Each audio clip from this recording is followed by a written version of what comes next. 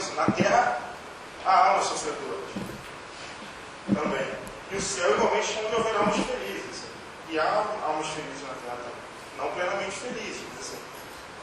A gente pode fazer da nossa vida o céu ou o inferno. E não estaremos sujeitos a uma danação eterna ou uma felicidade eterna. Isso é um processo. Mais uma vez, a apresentação ela vai demonstrar bastante isso. A expiação é um processo por qual todos passamos para um dia alcançar a perfeição.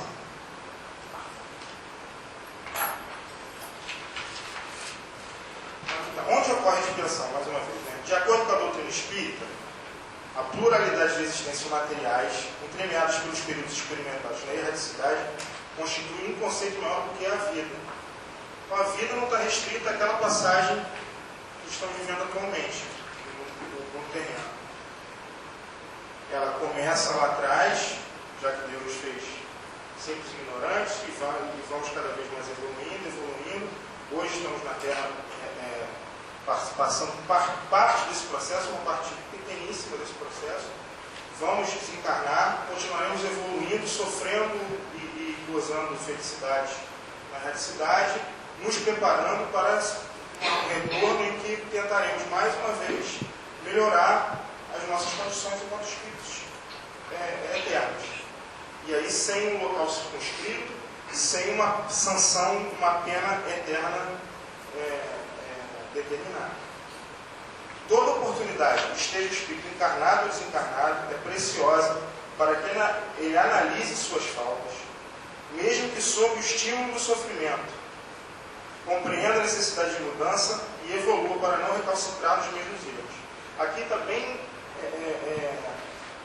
indicado que o processo da expiação, então assim, pelo estímulo do sofrimento, eu compreendo a necessidade de mudar. Aquilo faz em mim, olha como eu sofro com o mal que eu causei para alguém. E nisso desperta a necessidade de modificação para que eu não venha repetir os mesmos erros que causaram dor, sofrimento em outro e que hoje eu experimento. Então dá bastante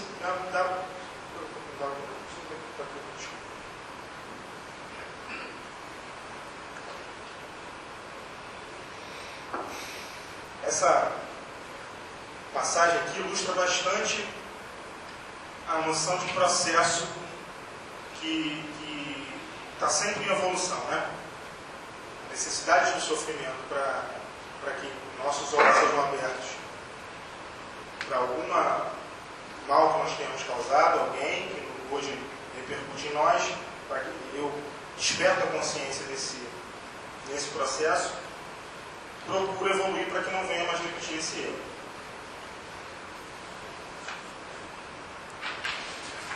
E aí tem eu não fiz a referência aqui, mas é a pergunta 998 do Livro dos Espíritos. Tá? A expiação se cumpre no estado corporal ou no estado espiritual? É a pergunta que eu fiz para corroborar, para demonstrar o entendimento trazido pelos Espíritos de que não está circunscrito a um inferno, um céu, ou a vida após a morte, ou durante a vida terrena, o processo de expiação. A expiação se cumpre durante a existência corporal, mediante as provas a que o espírito se acha submetido, e na vida espiritual pelos sofrimentos morais inerentes ao estado de inferioridade do espírito. E qual é a questão que eu acho que vale a pena ressaltar aqui? Ao desencarnar, o espírito toma perfeita consciência daquelas ações que ele teve. Assim, claro, na medida da sua evolução, ele consegue perceber tudo que de bom fez, tudo que de mal fez, e isso pode ser o motor que vai começar um processo de conscientização.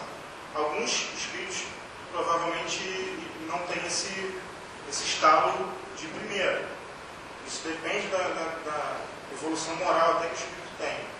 Mas ao desencarnar, o espírito tem os véus são descobertos e ele começa a ter uma noção mais fidedigna das atitudes que vem tomando aqui no tempo, né?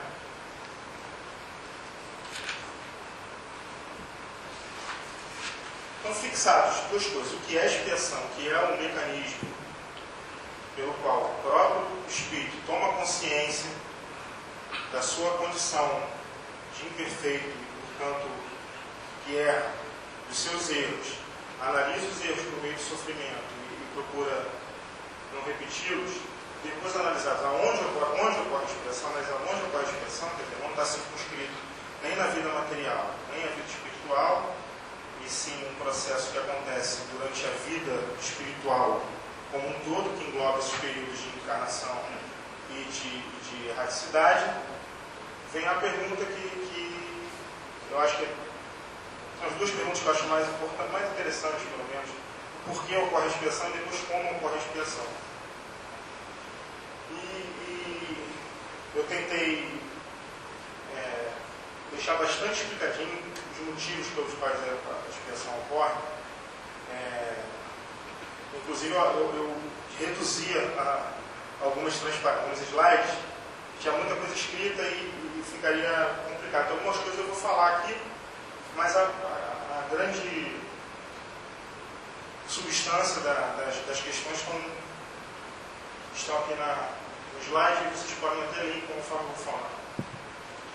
Então, a expiação decorre da lei do progresso, que confere a todo espírito a oportunidade de adquirir o bem que lhe será útil em seu desenvolvimento, bem como de se despojar do que tem de má tendência, conforme seu próprio esforço e vontade. Então, dentre as leis divinas, da lei do progresso, todas vão evoluir. Deus criou todos nós para que nós possamos evoluir até chegar no estado de perfeição. Uns mais rápido, outros menos rápido, mas sempre com base no livre-arbítrio das pessoas, dos espíritos. Então, a lei do progresso. Você vai evoluir de qualquer forma. E pode ser fazendo bem e gozando da evolução que esse bem vai lhe proporcionar. E também pode se desfazer daquilo de mal, daquelas más tendências que você tem, mas sempre com base no livre-arbítrio. O bem e o mal são praticados de acordo com esse livre-arbítrio, com o qual Deus dotou todos os homens. E esses, assim, devem progredir de acordo com a sua própria vontade. Assim, parece que a gente está mitigando um pouco o papel de Deus, né, nesse processo de expiação. E nós fomos criados assim, Deus está impondo uma punição a você, espírito, que fez o mal. E por todo estudo que eu fiz, assim, na verdade, com base no que os espíritos ditaram, com base nos livros, na literatura espírita que eu li, é um processo no qual o ser humano, o indivíduo, tem grande parcela, se não a principal parcela, se não a maior parcela de todas, com base sempre nas leis divinas, na lei do progresso, no livre-arbítrio que Deus dotou a todos os homens. Mas é obra do homem. A evolução vai acontecer com base no livre-arbítrio e no esforço do próprio indivíduo. Então, equivocado o entendimento de que a expiação é um castigo enviado por Deus e seus filhos, posto que, se assim fosse, não haveria mérito que se reconhece aquele que se move adiante por impulso próprio, e não por empurrão de alguém mais forte. Então, qual é a sensação? Eu só posso ter mérito por aquilo que eu faço por minha vontade. Qual mérito há de eu tomar uma decisão com base na vontade ou na imposição de Deus? Isso seria um real progresso? Se eu fosse obrigado a tomar uma decisão que indicar, em tese, poderia indicar que eu estou evoluindo com base na obrigação que Deus me deu, seria uma real evolução isso? Ou simplesmente eu estaria tomando a única atitude que lhe foi possível tomar? Essa é a reflexão que a gente faz sobre a expiação. A principal reflexão, que depende do homem, do indivíduo, do espírito, esteja ele encarnado ou não, o ritmo e como vai se dar esse processo de evolução. A justiça divina está justamente no fato de que todos saem do mesmo ponto, todos têm o mesmo ponto de partida. E não há ninguém cuja marcha para o progresso se tenha facilitado por Deus. Deus não facilitou a marcha progressiva de nenhum espírito.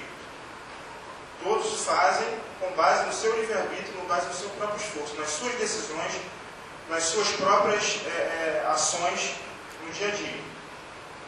E todos passaram pelos processos de inferioridade, pelas fases de inferioridade, fases de erros, e com base nisso, todos passam por suas expiações. E nas suas provas, a gente está pensando, a Terra é um mundo de provas e expiações.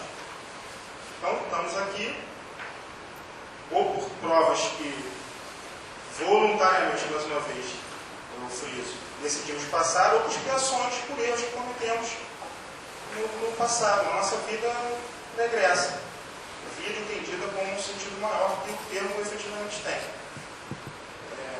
Esse é um processo natural, todos saíram lá de trás, todos vão passar por essas fases, todos vão errar, todos vão expiar. Sim. Ainda na análise dos motivos que ocorre a expiação, né? Com base em tudo que a gente falou. Então, a responsabilidade pelo cometimento das faltas e também dos acertos que nós fazemos, assim, não vamos ser também tão rigorosos conosco, né? Todos temos atitudes que são dignas de elogios também, porque já aprendemos lá atrás, alguns aprenderam mais rápido, outros continuam evoluindo hoje. A gente conversa tanto sobre o mundo que a gente está vivendo. Se você olhar muitas atitudes, parte do mundo, outras partes do mundo têm uma atitude hoje já completamente diferente. E passaram pelas mesmas épocas de barbárie que algumas partes do mundo estão passando hoje. Quem sabe fomos nós que tivemos lá atrás também, a gente não sabe, mas muitos já aprenderam com esses erros e outros continuam errando até hoje. Mas o destino é inexorável, assim, o progresso virá de qualquer forma. O bem e o mal que praticamos decorre de nossas próprias qualidades ou deficiências. E não fazer o bem também é uma imperfeição. Isso é uma coisa muito... acho que vale a pena muito ressaltar. Tá? Assim, a gente...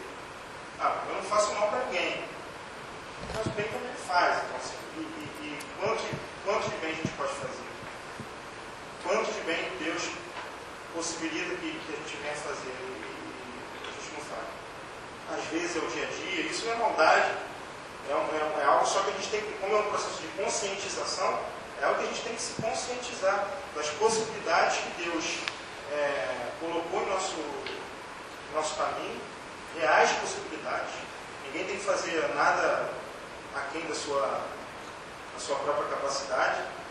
Eu botei até umas pessoas carregando uma cruz aqui, mas assim, é uma brincadeira, mas ninguém precisa carregar uma cruz tão mais pesada, e aí vem aquele ditado, né? Porque Deus dá um fardo que você pode carregar e tal, mas você, efetivamente, se você tem a possibilidade de fazer o bem, faça, porque não fazer o bem é fazer o mal, quando a gente pode. E também é uma imperfeição. Toda falta cometida é uma dívida contraída, que deverá ser honrada, e se não for na existência atual, poderá ser nas próximas. É bem pesado assim, essa assertiva, né? Nos bota até um certo receio. Mas é natural, isso é a condição natural do ser humano, que falha e que vai, não é que vai pagar, mas vai recuperar, vai compreender a possibilidade de agir de forma diferente para que não repita o erro novamente. E aí, dito por Jesus, né? Cada um segundo as suas próprias obras. Então, assim, não é obra de um Deus vingativo, a expiação, e também nem a sorte de outros é a obra do acaso, ou a obra de uma justiça divina. São histórias diferentes, cada um tem sua história, cada indivíduo tem a sua vida pregressa.